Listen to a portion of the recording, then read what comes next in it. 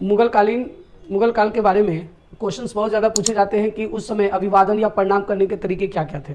तो एक एक करके यहाँ पे देखेंगे कि सिजदा, पाए बोस, फिर आपका जमी बोस, कोरनीस, ठीक है, ये सब क्या होते हैं। तो थोड़ा सा ध्यान से देखेंगे कि दिल्ली सल्तनत का शासक जो बलबन था वो सिजदा सबसे पहले बताया था कि सिजदा करना यानी घुटने के बल बैठ करके और सिजदा में जाना है। जैसे लोग मुस्लिम लोगों में नमाज पढ़ते हैं ठीक उसी तरह आपका, तो इसको हम लोग कहते हैं सिजदा।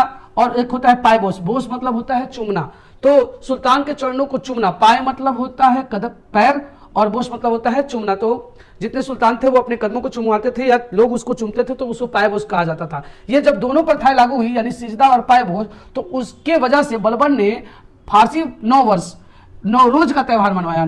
फारसी नववर्ष का मतलब होता है जब फारसी का 1 2 3 4 जब पहला साल स्टार्ट होता है तो उसमें ये लोग नवरोज का त्यौहार मनाना शुरू किए। उसके बाद आपका है, आगे बढ़ते हैं जमी बोस। मैंने अभी बताई कि बोस मतलब होता है चुमना, जमी मतलब होता है जमीन। जब राजा जब चल जाता था ना तो लोग उसके जमीन को भी लोग चूमते थे कि यहाँ से राजा गुजरा हुआ है, तो इसको हम लोग बोलते हैं जमी बोस। उसके बाद कुछ समय बाद ये जमीन को चूमना, कुछ समय बाद इसे बंद कर दिया गया।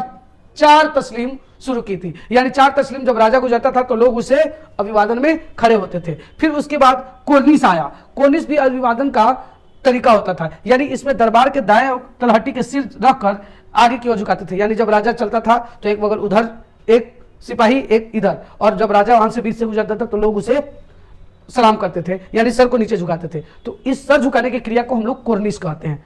ठीक है, तो आपने क्या इसमें देखा कि पहला है पाए बोस, पैर को चूमना या कदमों को चूमना। उसके बाद सिजदा, घुटने पर बैठ करके जाना। उसके बाद आपका जमी बोस यानी जमीन को चूमना। उसके बाद इसको बंद करके कुछ दिन के बाद 4 तस्लीम शुरू की गई थी, यानी जब राजा गुजरेंगे तो लोग उसे सलाम करेंगे, प्रणाम करेंगे, जो भी है। उसके बाद कोर्निस कहते हैं कि जब राजा वहां से गुजरे तो लोग तलट्टी पर रख करके राजा का अभिवादन करेंगे। तो ये बहुत ज्यादा क्वेश्चन पूछे जाएंगे, इसलिए आप लोग इसे याद रखिएगा।